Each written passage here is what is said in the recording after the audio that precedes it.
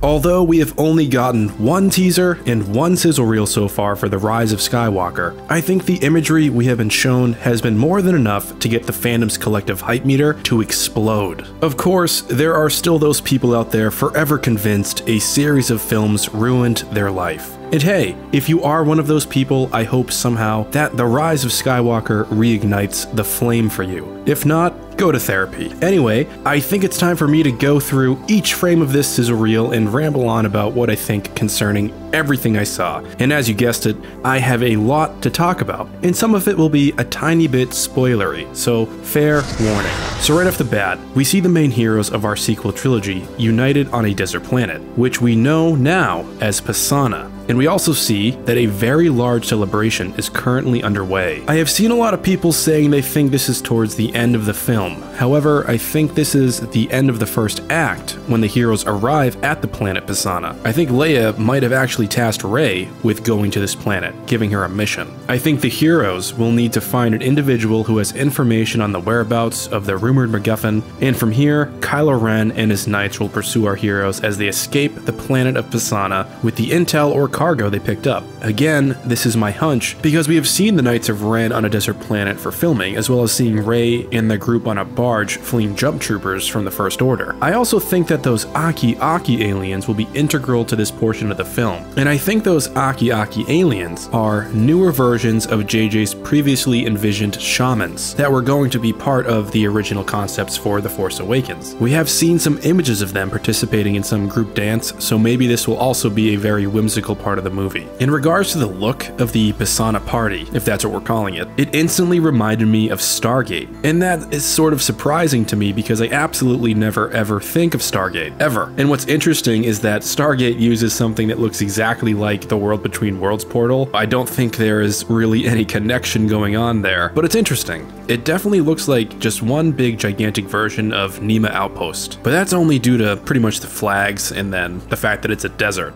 Next, we see General Leia Organa, and I can't help but feel a sense of like melancholy looking at this image. It's beautifully done, you know, and this is a shot from The Force Awakens composited with some new clothes and a new background, and it looks absolutely real. This image also has such a dreamlike quality to it, and most of the trailer does. I mean, it's kind of the vibe I'm getting from The Rise of Skywalker, this sort of dreamy-esque look. My instinct is that this is from the beginning of the film, and perhaps a parting gaze after Rey, Poe, and Finn take off for their final adventure. My other weird idea is that perhaps Luke appeared as a Force ghost, and Leia is fondly looking on as he and Rey converse. And I have to say, this image is definitely an upgrade from some preliminary images released of Leia. Now this next image just completely blew me away. Tons of resistance fighters dropping out of hyperspace into what looks like the upper atmosphere of a planet. There's a rising or setting sun in the distance. The assortment of ships is very impressive in the familiar Y-Wings and B-Wings, which for some reason people wanted in The Last Jedi. I don't know. Honestly, it doesn't matter to me, but hey, I'm glad that classic ships are making an appearance. I imagine they will be updated just like Poe's X-Wing in some regard. It definitely looks like the X-Wing is a T-70. Another wild thing is that I'm pretty sure that's the Tantive 4 from A New Hope in this image, or at least I think that's the idea. It would definitely be nice to be back inside that familiar ship. Plus, if I'm not mistaken, it looks like Kylo Ren is actually standing inside of a Tantive 4 in some of the other imagery from the D23 Expo, but I have no way to confirm that right now at all. I'd estimate that this image has about maybe 30 resistance ships, so this could be the beginning of a large-scale battle of sorts.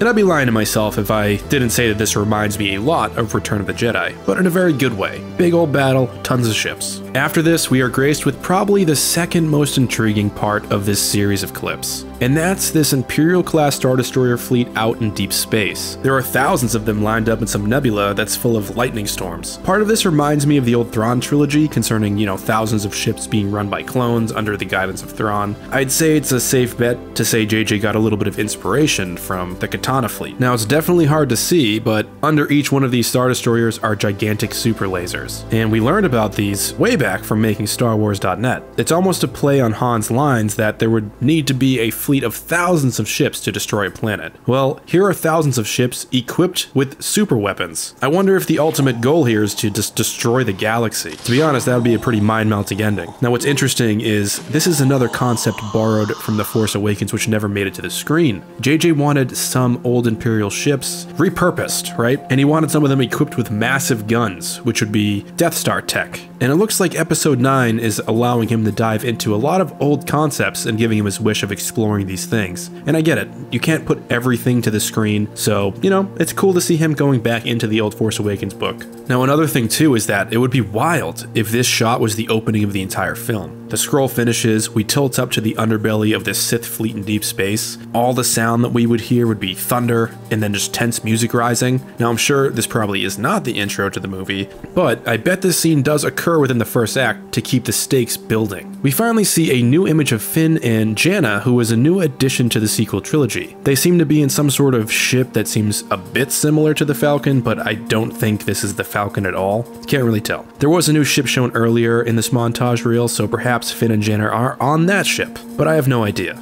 I will say that I love the look on Finn's face here. He's looking shocked, and perhaps he's actually gazing upon the fleet of destroyers in wild space. It would be interesting to find out Finn's heard rumors about some fleet out in space ready to be utilized once the First Order has galactic domination, but we will have to wait and find out if that's the case. The next image of CREEPIO with red eyes was pretty eyebrow-raising. It does seem like JJ enjoys adding red bits to CREEPIO. If I had to guess, I think this might be an homage to CREEPIO's travels with the Jawas from A New Hope. It definitely looks like a replicated scene from that scene, but it's clear something has occurred within C-3PO's programming. We have heard the rumors with 3PO having a major role in this film, and at some point he'll be using Chewie's bowcaster in some blaze of glory. This would be amazing. I'm a big fan of Attack of the Clones. Sue me. The moment with 3PO saying, "Die, Jedi scum," it's hilarious. It's only fitting for this trilogy to have some sort of goofy 3PO situation, so I'm pretty sure this is probably the beginning of that. Now for some more awesome meaty stuff. We see the laser fire from presumably one of the Imperial-class Star Destroyers. It looks an awful lot like the beam that Starkiller Base created as it annihilated the New Republic.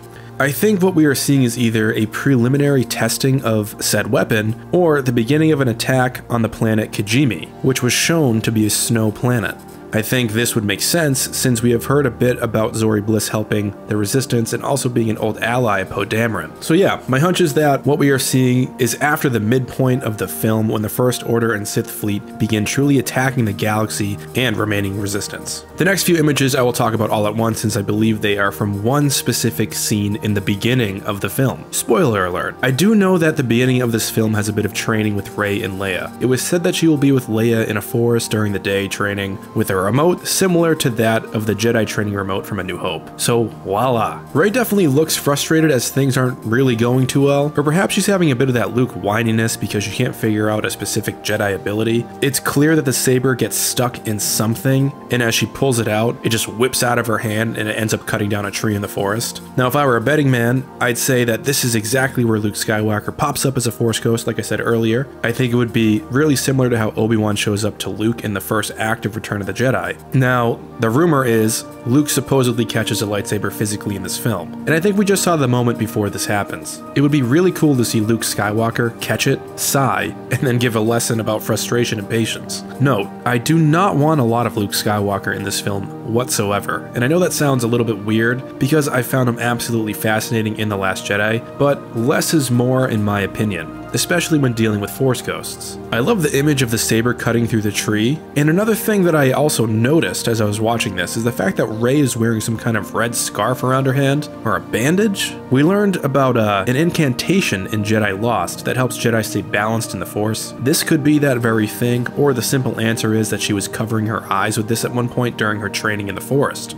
The next clip has my favorite character in the sequel trilogy, period. Kylo Ren. He's on what appears to be a snow planet, so I'm going to assume that it's KIJIMI. But again, this could be a desert planet at night with a color tint towards blue. What I love about this is that we see more of that lightning behind Kylo as he walks through frame. It's almost as if the Emperor's powers are kind of like looming over everything. One little thing I really did want to point out was Kylo Ren's sort of posture and stride. Kylo is not looking really tense here at all. His hands aren't clenched anymore, and he usually has his, hands in a fist. I wonder if this scene takes place either before or after the midpoint of this film. We already have seen Kylo Ren on a forested planet. covered in red smoke, and that red smoke could be due to the laser fire from the Imperial-class Star Destroyers, so perhaps Kylo is heading towards battle. If this is a color-corrected image to trick us, it would be interesting to find out that this is actually after Rey downs his TIE silencer. I can't really tell, but his ship looks similar to the one from the actual teaser trailer, so who knows. Overall, Kylo Ren's hair is in top form, and I'm also glad that he's graduated from needing that bull stomp every time he ignites his lightsaber. It kinda seems like he's walking with purpose. The final few moments before Darkseid Rey are Kylo and Rey in a lightsaber duel on what actually appears to be the Death Star trench itself. Kylo and Rey are battling in the trenches where Luke Skywalker made his famous kill shot. Now of course this might still be the Death Star 2, but I'm not so sure anymore because of this teaser. The paneling on the side of the trench is very specific, and we can see that exact architecture replicated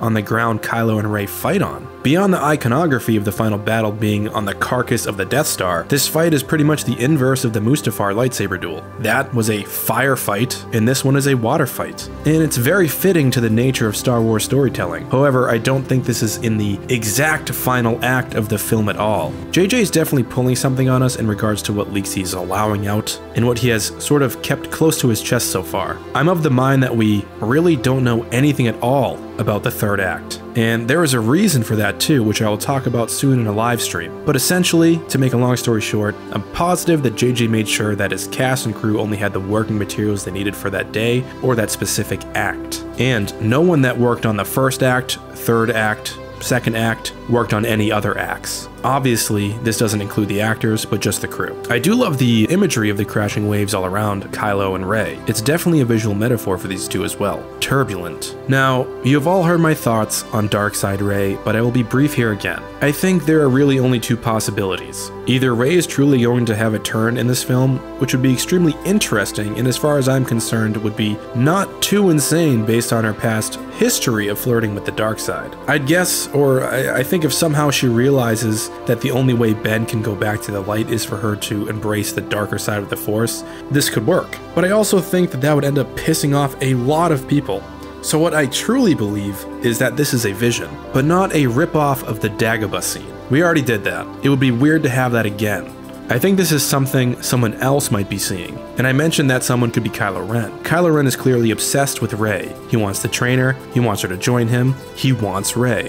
What would scare the shit out of him the most? Well, probably Rey with a red bow staff lightsaber who already kicked his ass being a Jedi and now is gaining power from the dark side. This, for me, is Kylo's worst nightmare for Rey, so I think it's a vision that he sees prompting him to stop her from a fall. This is Kylo's nightmare, the homage to Anakin's nightmare, and I did say before in a previous video that perhaps Kylo will have a vision of a beautiful future, and that might be asking too much from a film that said it's the war to end all wars. So yeah, overall, what I have seen clearly has made my brain go into overdrive, but that's the fun of being a Star Wars fan. I honestly hold no real attachments to anything I've said here, and neither should any of you. It's just fun to think about, and of course I had some spoilers in here, but I really have no ideas to their complete execution within the film. Hopefully when we sit our asses in those seats on December 20th, we will all be blown away by the things we did not theorize about. AT-AT signing off.